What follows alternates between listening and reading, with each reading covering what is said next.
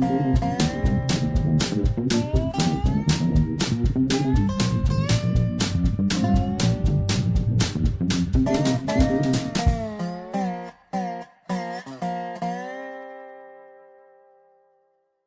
is Dave Monk, the Prairie Monk, WEFT, Champaign, 90.1 on your FM dial. And Dave on the board. And, wow, it's near to spring, folks. And maple syrup is being harvested in Danville at the Forest Bend today between 11 and 4, if you want to go out there and melt down maple syrup. You have to collect it from the maple trees. You have to have a little cut into the tree so that the maple syrup dribbles out. You usually have a little track that syrup runs into a can, and it's very dilute, so you have to then sort of boil it off the water, and then you make syrup cakes, and you enjoy it. Sugar.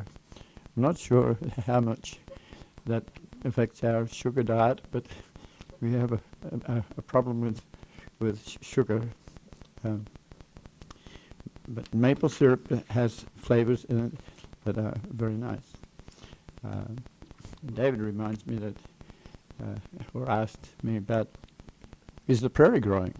Of course, the prairie is perennial, and the prairie is already has shoots. If you go to the bottom of a compass plant or a dock, you'll find nice little purple shoots already emerging, ready for spring and summer.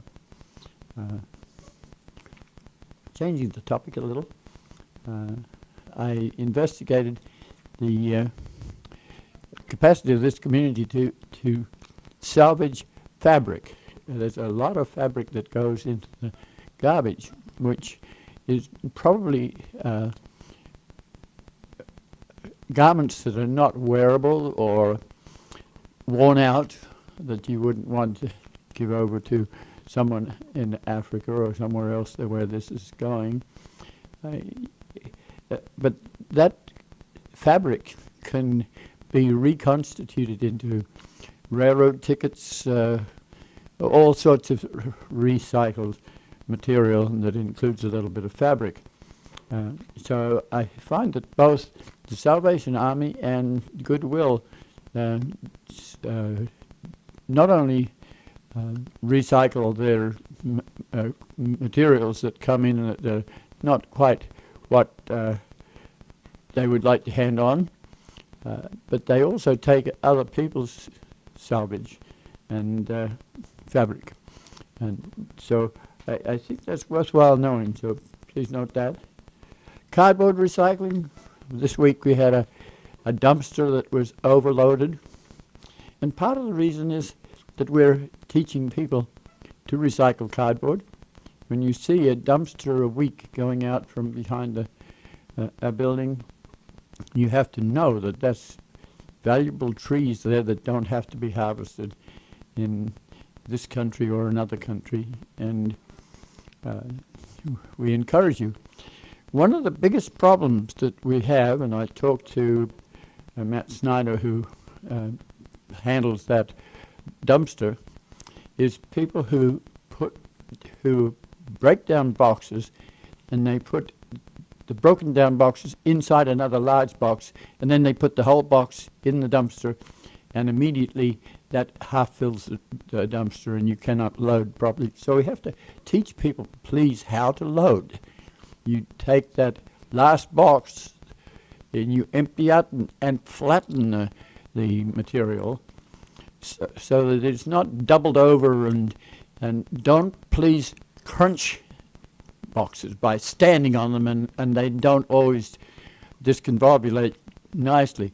Many boxes that come commercially are lightly glued together. You can break them down very easily. Just make sure there's not a 3-inch piece sticking up that allows the dumpster to be overloaded. By doing that, you save cardboard and A-grade paper from going into the adjacent garbage dumpster. And so you imagine that you're saving money with garbage, and you're saving money in the cardboard dumpster, because cardboard sells. In other communities, actually, commercial people will buy cardboard from you. If you have enough, I'm sure you can have a contract with salvage people to sell your cardboard. And that happens. We have some people who have cardboard boxes that are very good boxes, and we've tried hard to get them to be taken back to their, not their manufacturer, but to their distributor. But we haven't gotten our computer straight to have that sort of backloading. So I take those sorts of boxes to Books for Prisoners, because those people take books and send them to various prisons, and they find that very helpful. But really, there's recycling that could be done if the people who load the material that's in them could return those boxes. The flower shops often do that. They receive flowers from Rotterdam or other places where it's worldwide distributors, and they're in boxes, and the boxes are fairly substantial, and they can be recycled. So I see the florist distributors picking up materials that are recycled. We have a road widening, and this is between Danville and Urbana, or vice versa, Urbana to Danville. It's along Route 150. This is very, very traditional. The railroads came here first, and the roads followed sometime later. The railroads came in the 1850s. At least the ones we're working with did. And the roads came when cars and, horse vehicles came first, but the roads usually parallel the railroad lines. That means that when a road is widened, it's usually widened out of the adjacent railroad, which is, from our point of view, a little mean, because that right-of-way is usually about 100 feet wide, and it has about 10 feet of gravel and bed, which becomes the ballast for the railroad itself. But the railroad was put in a linear fashion, like you had a train that dropped down ties, and then you put rail on it, and then you moved the train forward again. You didn't do a lot of damage to the rest of the railroad on either side.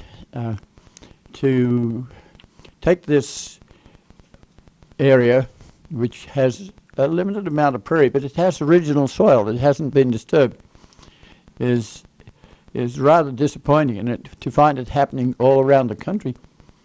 And I wonder if you have a fairly recent expressway, Route 74, paralleling 150, and you have a move to have smaller cars and fewer cars. You want people on buses. There's a Danville to Urbana, Champaign bus run now. You can go to Monticello the same way. You can go to Danville. You can go all over the country by bus. Let's think about whether we really need to widen 150. I would suspect that from St. Joe into Champaign, widening would be helpful, because there's a huge amount of development out there. But otherwise, we might want to preserve some of the bed that's there. When we, as Heartland Pathways, signed for interim trail use on that corridor, that was a rail banking act. out of the Surface Transportation Board, which is more or less the Department of Transportation at the federal level. That meant that an agreement between the closing railroad, Conrail, and the federal agency and Heartland Pathways signed to try to buy that corridor for one of two things: one for railroad and two for preservation of the natural history along, and three for hiking and biking path that could go down the corridor that is the ballast. Don't have to do a lot of reorganization. In fact, we had the advantage of that Federal Rail Banking Act was to save railroad beds. So we first of all save the railroad bed, and then in order to facilitate that, the federal government felt that they put so much money into railroads in the 1860s that they could come back and say that the bicycles is one more public use, and that was legitimate. So then they decided to quiet the titles. That meant that if you had adjacent owners that had been condemned, they have often the right to come back and take over their property. They'd quiet the titles so that you wouldn't have a potential bicycle trail with a block in the middle of it that you had to go 5 miles around to get back onto the other side. So one, bridges retained; two, corridor maintained and the titles quieted; and three, the federal government gave you enhancement money to put a trail in. The quid pro quo was that if the railroad wanted to come back in at any time, whether that be the 30 years' time, 80 years' time, whatever, the potential corridor was still there. What that did for those of us who are interested in prairie was it saved not the world's greatest prairie, but it saved what we have left, which is about nothing. And to lose some of this again is pretty disappointing. So I have to think about writing to the Department of Transportation and saying, excuse me, but do you have species lists for what you're taking over? And is there anything we can do to facilitate, one, the return of rail, because there's a potential to come back from Indianapolis to Bloomington to join a high-speed rail from Chicago to St. Louis. Are you leaving enough room for a double track, which is what happens when you put in a fast trail? Are you considering the prairie that you're taking out and the deleterious nature of that? Are you considering that if this is an interim trail use, can the things be organized so that the bicyclists can do sensible things? That's especially the case when you have to go over a crossing road. If you have to go over another railroad, like the Union Pacific east of St. Joe, there's a huge bridge there. It was put in fairly new, not too many years ago, probably 15, 20 years ago. A train ran into one of the supports and dropped part of the bridge down 4 feet, so cars all of a sudden drove into an accident. That was rectified with the new bridge, but there was no facility for bicycles to go up and over that railroad. So that is one of the main costs if you're going to have a bicycle trail, an interim bicycle trail to Kickapoo State Park from Urbana. Then you're going to have to spend $1 million to put in a bridge. You can go up and underneath the new bridge, or you can expand a new bridge. Sometimes that is possible, but it would be nice if that had been designed into the engineering in the first place. So those three things we would like to ask. How are you facilitating a potential double track? How are you facilitating bicycle ways? And how are you facilitating the preservation of your soils, original soils, and prairie. So I have to write a letter to the Department of Transportation to ask those questions. They're rude questions, and you're not always appreciated for doing that, but we have to do that. That's part of our self-appointed job. Changing topic again, we have to remind you that coal is still in the books in southeast Champaign County and Vermilion County, and the vote has changed to provide water, potable water, to the potential mine for sewage and drinking water and some washing of the coal. That's a foot in the door for the coal company, but you have to be very cognizant that this is eventually going to take water out of aquifers and dry up other communities, and then you also have to consider the pollution that comes from dropping that water afterwards. Where do you put it down a mine at Murdoch, which has been closed, and does that leach into the aquifer? So let's look at a different topic now.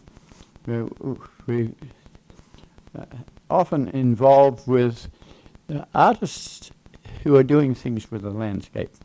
And indeed, if you're talking about railroads, you're talking about coal mines, you're talking about the landscape. So if you think in the broader sense, think about that fast track between Chicago and St. Louis, and what will it do to the landscape? For instance, if you have to go up and over rather than across a level crossing, that's $1 million, and you might have to put in not one every mile, where there's a crossing now, but one every 2 miles to allow traffic to move. That's $1 million an overpass. So that changes the landscape. It's interesting to me that I like to see those overpasses because I stop a car and look. It's the Pikes Peak of East Central Illinois is to be on an overpass and to be able to see the landscape from the overpass, as long as you're not stopping the traffic. So you do, in the long run, look at the overall landscape and see corn and soybeans where there was animals and livestock industry and animal science industry replaced with row crops that are more valuable per unit of land. So think about the landscape. This week, the Urbana Arts Unit announced its awards for grants for people who do things like art and interpretation of the landscape and of a lot of things.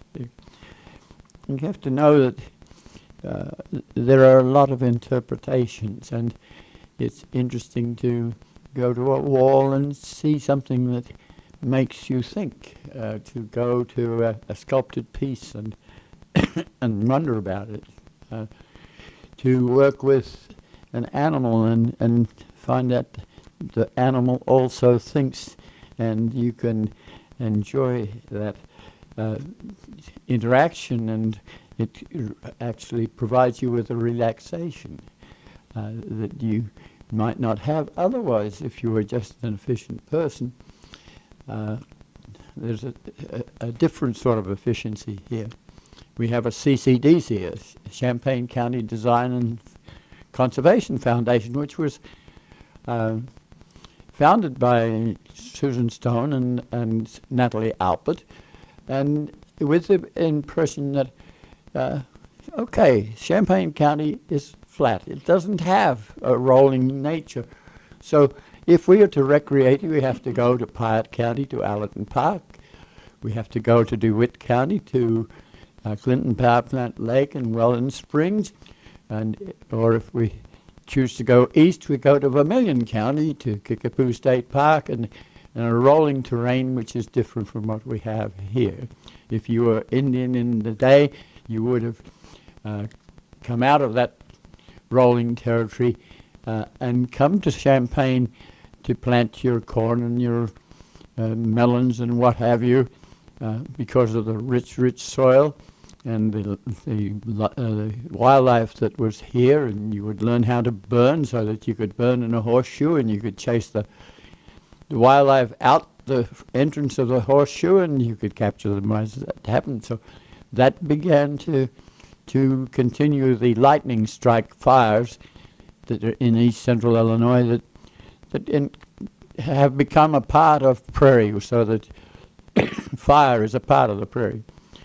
So CCDC provides trees, helps with prairie, helps with park districts, and that was the intent. As Heartland Pathways, we have tried to do things with that. We have high contrast silkscreen prints that are interpretive. Their high contrast takes out some of the information. So then you start to put in your own information so that that barn that we're interpreting becomes your barn, whether it be in Missouri or Indiana.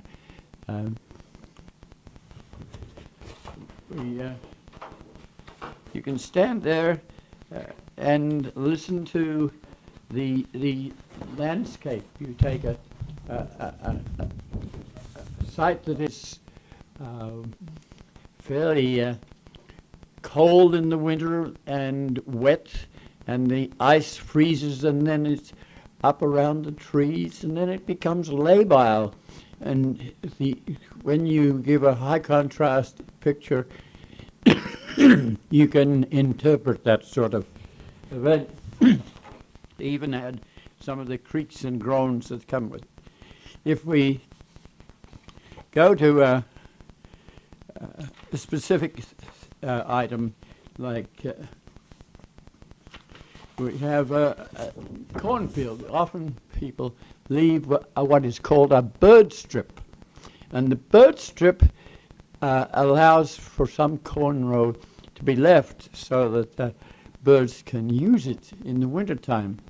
But this particular picture that we have, if viewed by children, you can see in the cornfield, once it's made high contrast and you drop out the very soft details, they can see giraffes and birds and all sorts of creatures in this picture. So that's what we're talking about with art.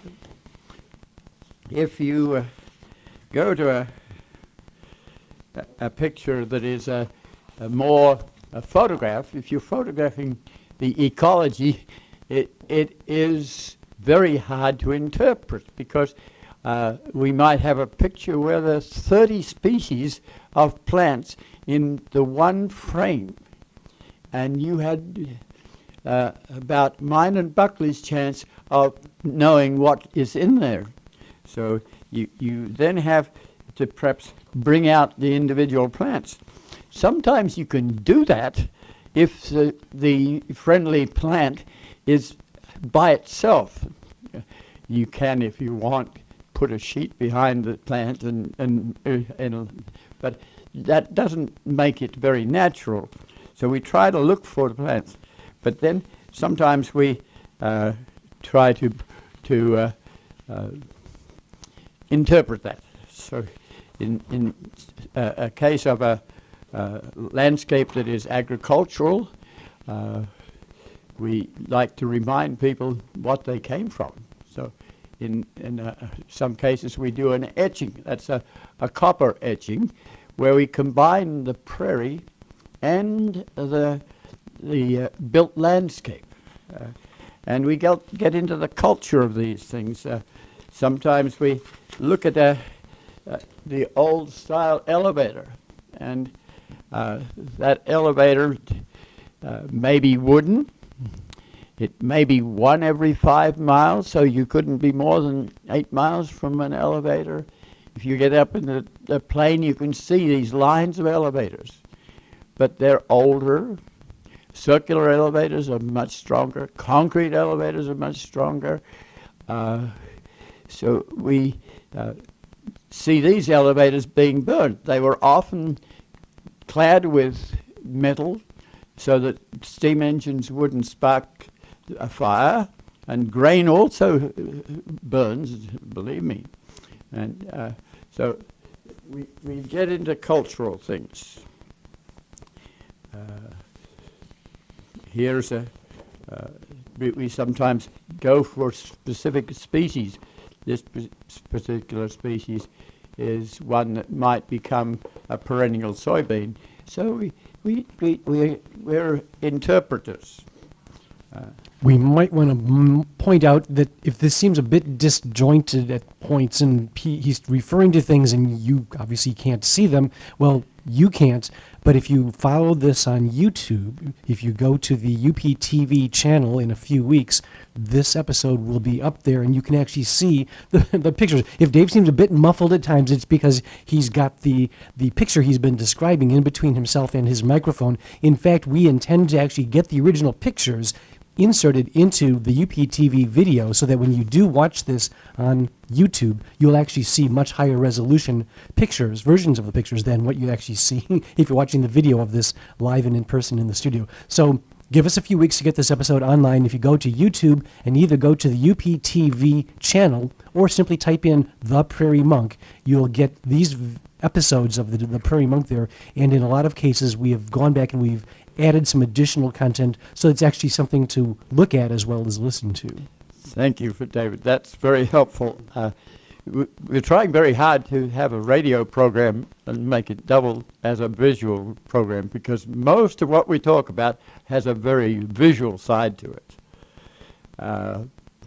So continuing with the artists in the landscape, I had the co-op, the food co-op, was part of the announcement of grants. So this week I received some flowers because we have some of these pictures that I'm talking about on display at the food co-op. And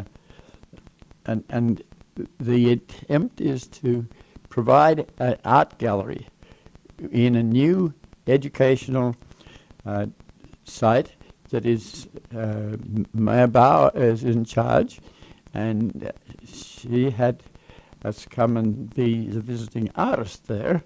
And so the flowers were a thank you for being part of the grant that brought $5,000 toward improving that art wall that will have visiting artists. The difficulty is that this is a teaching site for teaching about food preparation, and so you have fumes, you have salt, you have fat, and you can't really expose your picture.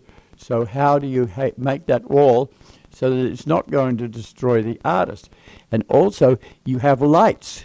So if you have lights, you also have ultraviolet light, and that can blow the devil out of your watercolors. So there's some research that's needed there, but it was nice to be a part of that. And so often we're talking about things that are disappointing because the environment is so challenged, but often there are things that are interesting and exciting that happen that are very positive. So I also got before we leave that, we will also be represented as part of the Boneyard Festival, because the co-op is in the Boneyard Festival, which comes up soon. And then that reminded me to just check out the Urbana to see what is going on with art, because they've been trying to, Mayor Prussing especially, has been trying to convince the Champaign to do what UPTV has been doing, and that is recording various non-profit groups and agencies that are doing interesting things within the community. And I find that to be tremendously positive. And I would like to see Champaign do more than just exhibit their city meetings and things like that that are very pragmatic and functional. But I would like to see some of these little things come in there. So I went to the Urbana Arts. Did a search and came up with a little discussion of art in the park, just north of Urbana city building. There's a plot of land which has been in discussion for 22 years.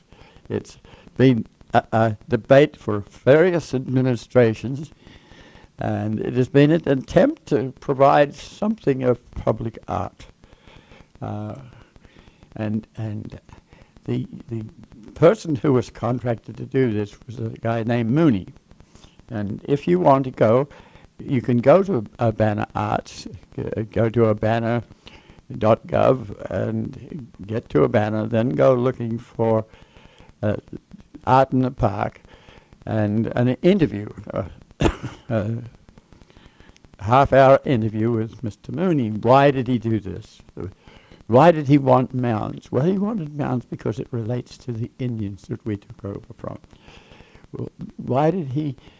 He's not awfully excited to be next to a major road like Vine Street, so he helped to move some very big trees that are relocated and have survived, like spruce trees and the like, and a backdrop. So first of all, there was a small sculpted piece which looks like leaves falling, and it's also involving water because people like to do things with water.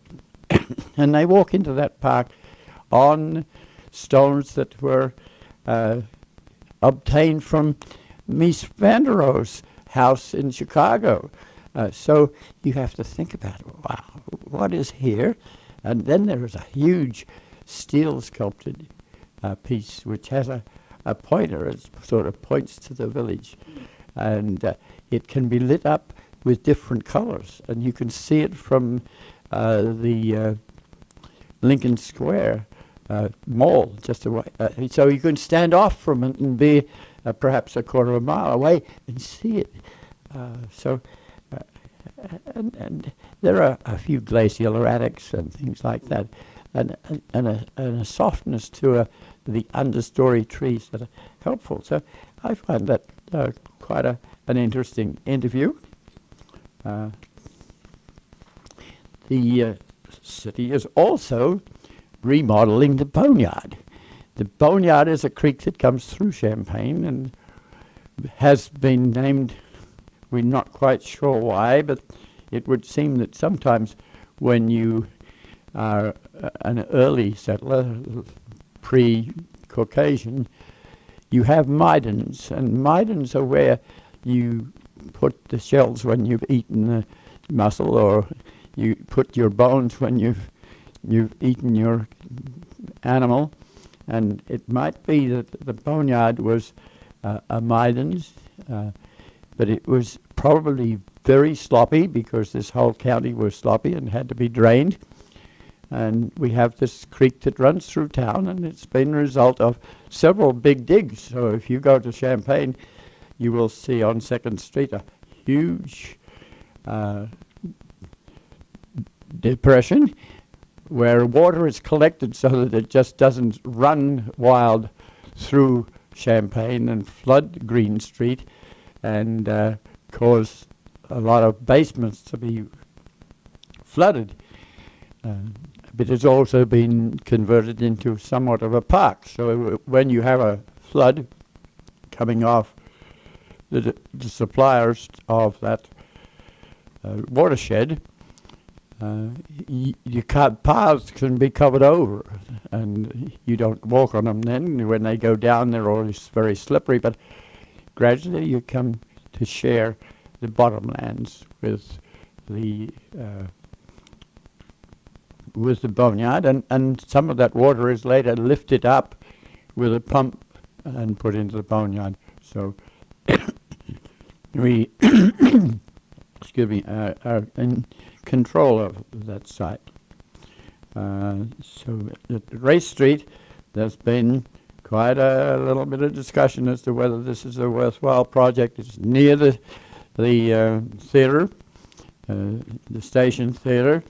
It's in an area near to where the Park District headquarters are at Little Park, and the road bridge has broken down to the point that it needs to be replaced, and it will be replaced in such a way that we'll have some ambiance in that area between Race Street and Broadway, just one block improvement. Now, if you come back to Champaign, Champaign is not, these are twin cities for those that might be listening in another country. This is twin cities. The railroad did not come through Champaign, probably because the geology might have been as appropriate, or sometimes it was because established communities did not want a snorting, smoke-providing, coal dust-providing town incorporated in their original town. And so Urbana and Champaign are different. Champaign is the commercial town. When you have a railroad coming through, you have a commercial town. And the fettlers, the people who fix the railroad, have to be somewhere. There has to be a headquarters. There has to be freight. And eventually, Urbana had to have a railroad line 7 miles across to Urbana to take freight. We had to have warehouses here. We have two just a few feet from WEFT, two early warehouses where people had to take the freight from or luggage from railroad and put it in care in a warehouse, because it was found that things sometimes disappeared if they were just left on the railroad. So gradually Champaign has become the commercial town, and Urbana still has some elements of the artsy-fartsy that you would expect of people who are very concerned about how they live rather than how they make money. And that's a conflict that we have nationally. This country is one that has a huge disjunction between the haves and the have-nots, and how do you work with that? So we're getting into discussions of justice and equality and things like that. But Champaign still has its people who are very interested in life and living, and they have recently put in a sculptural program, and you can get information about this from the city. They have about 20 sculpted pieces around town. They're very interesting. They have been mostly loaned, but every once in a while the city will buy, or the sculpturing unit will buy a sculpture, and sometimes it's not realized by the poverty community that these are sculpted pieces, and they end up in one case in the salvage yard, but that's a minor detail. Sometimes we cannot do things out in the public because the public is not totally there to look after these things. So rolling on with this sort of thought, I have a request from Landscape Architecture and Urbana Arts League to give a talk to landscape architecture students or art students, combined perhaps, about the little pocket prairie. The pocket prairie has been an amazing event for 30 years. It's just opposite WEFT, and It's about the size of 2 house blocks, or perhaps even one house block. It's very depauperate soil because it was a landfill. It had on it 3 huge billboards, and they were grandfathered in. Grandfathering means that if the rules change, you have 10 years to change and adapt to the new rule. So after 10 years, the huge signs became smaller signs, and that left an open space which was weedy. We thought that we could put our own weeds in there, i.e. prairie, and let people know a little bit about that prairie that they don't always know how to understand. In the first place, if you want to go to a real prairie, you have to go out of town, perhaps 20 miles. So having something local is very helpful.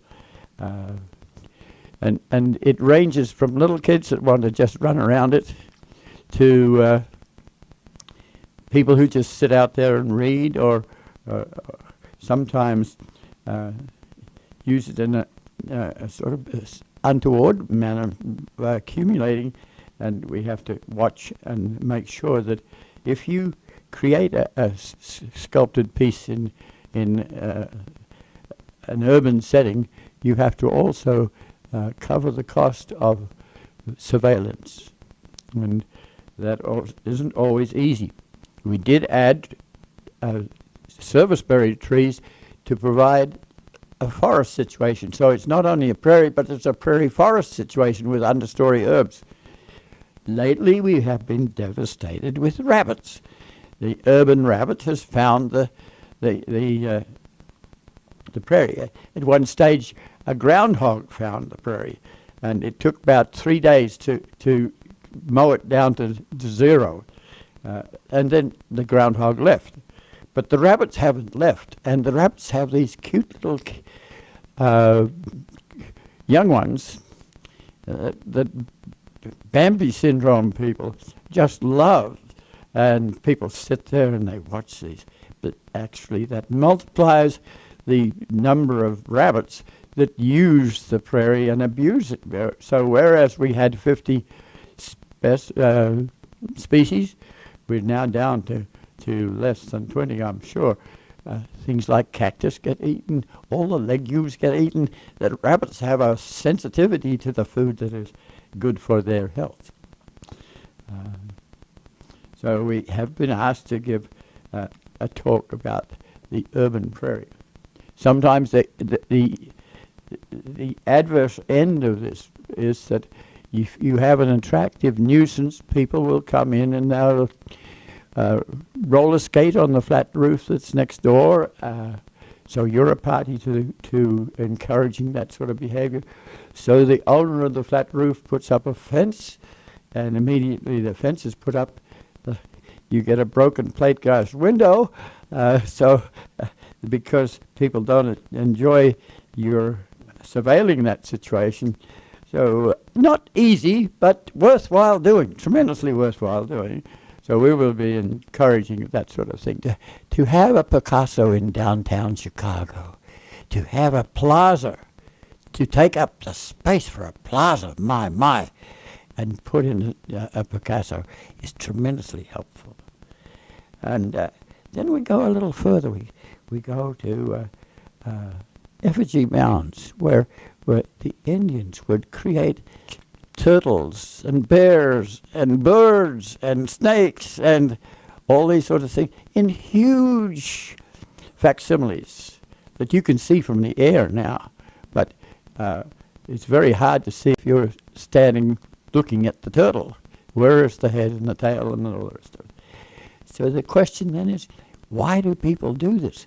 Because they have, it might be a spiritual thing. It might be a way of encouraging thought about food. You might have these mounds in a situation near a river, which is encouraging the use of water, the production of food. It might be that just you want to like with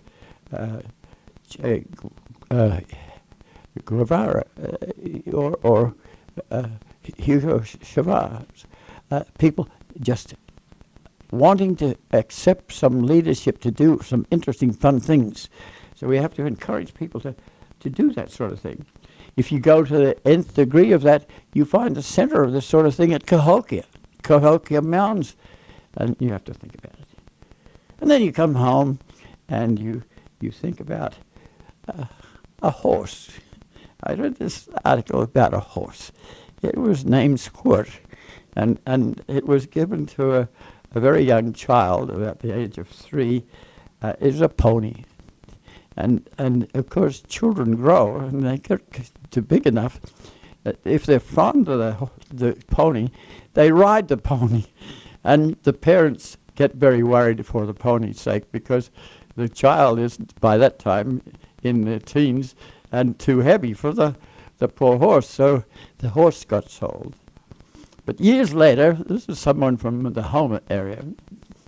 The family was into horses, and they were in Texas, and they found Squirt. And so Squirt was, by this time, Squirt is now 37 years old. They brought Squirt back. Squirt had been through several families where the children grew too old for it to be able to handle the children and have them ride it. So Squirt is back in Homer. But there's something about working with Squirt, working with a bunch of dogs, working with a cat. So this is part of an overall landscape. We want you to be involved in that sort of thing and think about it. I went to Rick Steves' lecture, and he was talking about Europe. He's a Europeophile.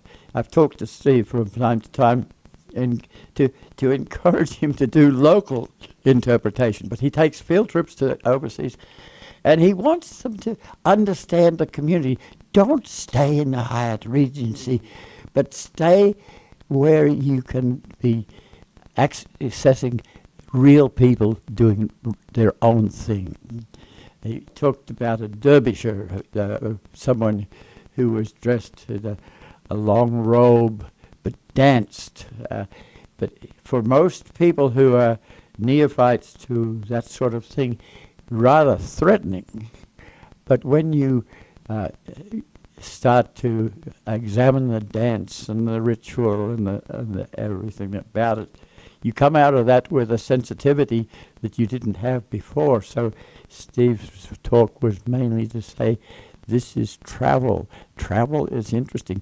Do it and be excited about it, but don't just go to the tourist places. Find the little nooks and crannies, and he likes to help people do that. So you see WEFT with doing that with field trips too. David had something to say. I was talking with somebody who also was there, and she said that she thought he was very courageous because one of the things she thought a lot of people expected to basically see slides of somebody's summer vacation where they went to various places in Europe. And what he stood there and told them, we look at the rest of the world as being such a foreign place. How can they be so different? Why can't they all be like us? And if you go to these foreign countries, they look at us and they say, good Lord, look what those people are doing over there. How can they possibly live like that? We look at them, people can be beheaded, and there are lots of people starving. Well, there are lots of people starving in this country, and people don't get beheaded here. They get shot day in and day out. And so I was told this was one of the things that maybe people who were at his talk didn't expect to hear was not only are you going over there to represent the United States to other countries so they can see some of us are relatively normal or not, but you also find out that there are other perfectly valid ways of looking at and doing things throughout the world. It may be quite different from ours, but it's based on their own way of thinking, and their being different doesn't mean they're worse, nor that we're worse either. Yes, I think he had a lot of guts to say what he was saying, and he was saying it to a huge audience, and I think it would at least be 300 people. And many of those people are going to go away. Somebody asked me, do I travel? And I had to say, no, my trade doesn't allow me to do that. It's my microcosm is a microcosm. It's very local, but you can still get your jollies from a local situation because you look at it in a different way, and then you show it to others. You have a reading the landscape class at Parkland, perhaps, or you do things like Audubon does. Have Beth Chater talk about birds and what does it like to be birding. All these things are very interactive, and we like to see them